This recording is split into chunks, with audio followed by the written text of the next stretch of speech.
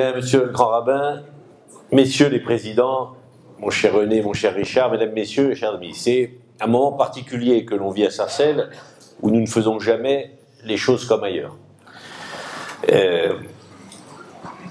On a un modèle à Sarcelles qui est un modèle que l'on appelle nous la laïcité sarcelloise, qui est que le rôle de la République, c'est de permettre à chacun de vivre sa religion en toute tranquillité, en toute sérénité. Ce n'est pas d'être contre les religions. Mais à Sarcelles, on a une autre responsabilité, c'est qu'on a une communauté juive importante. Et donc, la responsabilité qui est la nôtre, c'est de faire en sorte que la communauté juive continue à vivre ici, à se développer, à s'y sentir bien, et continue à progresser. C'était pas évident. C'était pas évident. Et en 95, lorsqu'on a pris la tête de cette municipalité avec Dominique Strauss-Kahn, on entendait plus de juifs nous dire on va partir. Sarcelles, on n'y croit plus. On n'est pas bien. Il y a des problèmes. Que de juifs qui nous disaient non, on veut rester, c'est bien. Non, ils nous parlaient tous du passé. C'est vrai qu'il y avait un trouble, qu'il y avait une interrogation, à la fois par rapport à la ville et par rapport au pays. Et cette interrogation, on l'a entendue. Et puis, et il n'est pas question pour moi de mettre en cause l'équipe dirigeante de l'époque, elle a fait son travail, elle a permis à cette communauté, en particulier le grand rabbin Getch, de s'implanter dans cette ville, d'y vivre, mais on sentait qu'il fallait un moment un second souffle. Et les événements étant ce qu'ils étaient, le rabbin Getch prenant sa retraite, eh bien, c'est le rabbin Béros, Laurent Béros, qui a été désigné pour être le rabbin de Sarcelles. Et je dois témoigner, nous devons témoigner, que depuis qu'il est là, il a rempli les synagogues. Il a été capable, moi je l'ai observé, il a été capable d'aller chercher toute une partie de la jeunesse de la communauté qui s'était éloignée de la religion, qui traînait dans la rue, qui avait des problèmes de drogue. Ah, ils étaient le jour de Shabbat devant la synagogue. Il y avait du monde. Je regarde, le hasard fait que je me retourne vers le docteur Djebali qui essayait. Le docteur Djebali venait me voir en disant essayez de nous trouver des tatamis, on va les faire rentrer, on va leur faire du sport. Il y avait une inquiétude. Ils étaient quelques-uns responsables communautaires de dire mais il faut qu'on fasse quelque chose pour ces jeunes. Et petit à petit, grâce au rabbin Béros, avec tous les responsables qui sont autour de lui, eh bien, il a réussi à faire en sorte que cette communauté reprenne une certaine vigueur, que les jeunes reviennent, qu'on y croit de nouveau, qu'on crée des projets. Le quartier d'aujourd'hui, du quartier de la synagogue, n'est pas le même aujourd'hui tel qu'il était il y a 20 ans. Il s'est redéveloppé, les commerces ont été ouverts.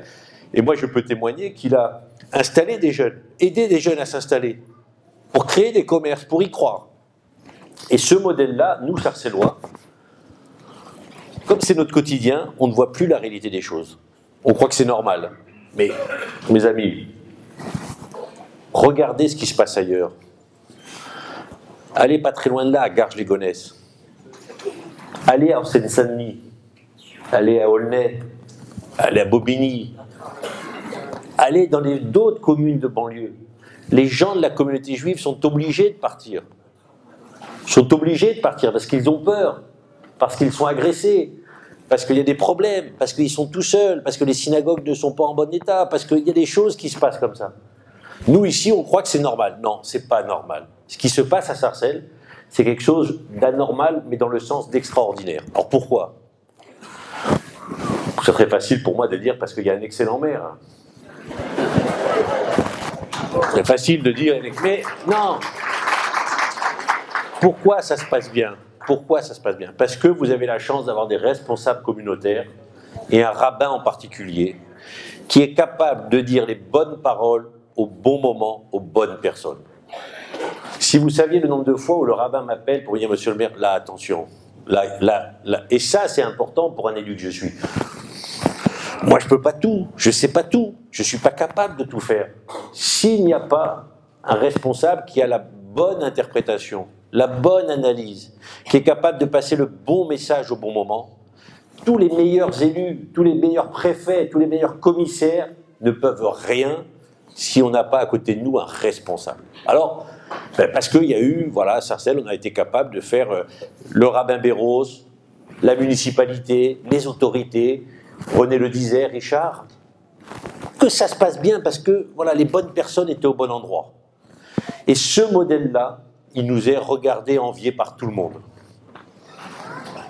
Tout le monde nous regarde. Vous savez, à l'heure où je vous parle, il y a la projection du film à Épinay sur le drame de l'affaire Halimi.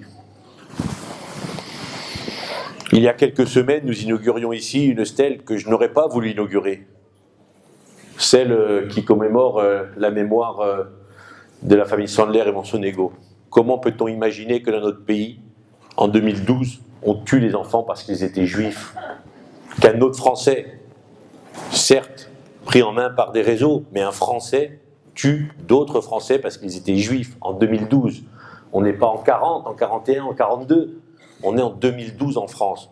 Et malheureusement, des Mohamed Merah, il y en a d'autres, beaucoup d'autres, qui sont actuellement en Syrie, qui sont rentrés, qui vont venir. Et donc le moment est venu pour nous, et je le dis au rabbin Béros, je le dis à Laurent Béros, nous n'avons plus le droit, il n'a plus le droit, que simplement s'occuper de Sarcelles. Il n'est pas question pour moi de lui dire qu'il faut qu'il s'en aille. Je lui dis juste, avec beaucoup de solennité, que ce qu'il a réussi ici pour la communauté juive de Sarcelles, qui est un symbole, la communauté juive de Sarcelles, eh bien maintenant il se doit de le tenter pour l'ensemble de la communauté juive en France. Pourquoi? Parce que cette communauté juive, elle doute, comme doutait la communauté juive de Sarcelles il y a 20 ans. Elle a peur, comme avait peur la communauté juive de Sarcelles. Et elle n'est plus trop entendue au niveau national. Moi je vois bien, j'ai pas d'ambiguïté sur la volonté de François Hollande, de Manuel Valls de défendre la communauté juive. Mais aujourd'hui, à part Joël Mergui, qui est le représentant du consistoire, à part le CRIF, il n'y a plus, pour les raisons que vous connaissez, d'autorité religieuse capable de porter haut la voix de la communauté juive en France et d'être entendue par les responsables politiques. Le CRIF est dans son rôle, le consistoire est dans son rôle, mais un président de la République, un Premier ministre, un ministre de l'Intérieur, ils ont besoin d'avoir l'écoute du rabbin, ils veulent savoir ce que pense le grand rabbin de France.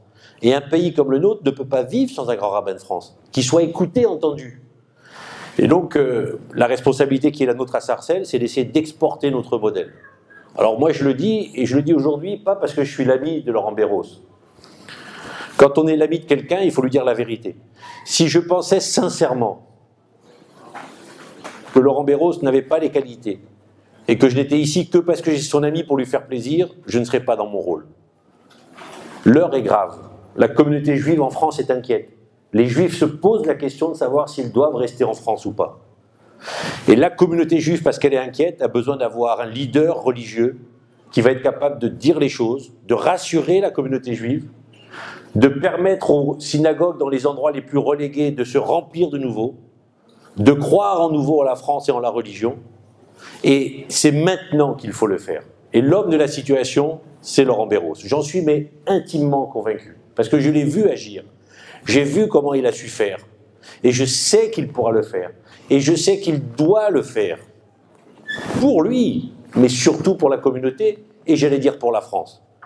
Car la France sans les Juifs, ça ne serait plus la France. On le dit, à chaque fois qu'un Juif est agressé dans notre pays parce qu'il est Juif, c'est la République qui est agressée. Et si les Juifs quittent la France, alors c'est la fin de la France. Parce que l'histoire entre la communauté juive et la France, elle est ancestrale, elle est millénaire. Et donc l'heure est grave, oui. Mais voilà, comme à Sarcelles, on est un peu différent, et ben on a aujourd'hui peut-être la possibilité de dire au niveau national, voilà, nous on a une solution qui marche. On ne vous parle pas de promesses, on vous dit voilà ce qu'on fait nous dans une ville de banlieue difficile, où toutes les communautés se parlent, où chacun se respecte, où les gens de la communauté se développent, où chacun peut se promener dans la rue en toute tranquillité, même si parfois il y a des problèmes. Mais enfin on est là, et surtout on le fait en ayant été entendu des autorités. Parce que nous les Juifs de Sarcelles, moi Rabbin Béros, j'ai su parler aux autorités pour les convaincre de l'intérêt de travailler pour la communauté. Alors ce qui a été fait ici, il faut le faire au niveau national. Voilà pourquoi je suis là ce soir. Comme je disais que c'était un peu particulier, il y a des images. Si ça fait le tour de face de bouc, comme a dit... quel rabbin a dit ça l'autre jour, face de bouc? Non, c'est pas dans Barbara, il y a autre chose, mais il y a un rabbin qui est venu l'autre jour, c'est Frankfurter qui était venu l'autre jour, qui n'appelle pas Facebook, il dit face de book. Et il y avait raison, parce que bon bref, voilà, je vous raconterai ça un jour. C'est vrai que c'est atypique, anormal, qu'un député, un maire, vienne se mêler de religion. Mais moi, je crois à la République, je crois à la France, et je répète, je crois à la laïcité telle que nous avons pu la mettre en œuvre à Sarcelles.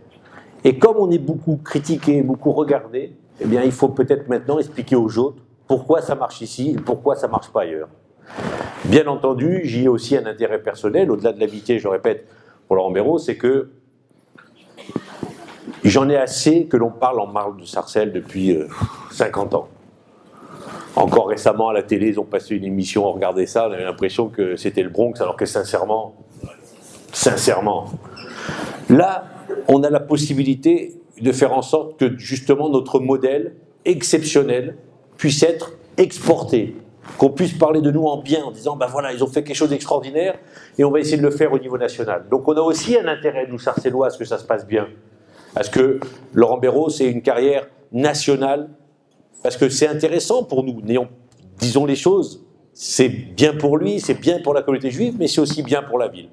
Donc voilà toutes les raisons qui font qu'aujourd'hui, je suis venu le soutenir. Je le répète, c'est pas par amitié.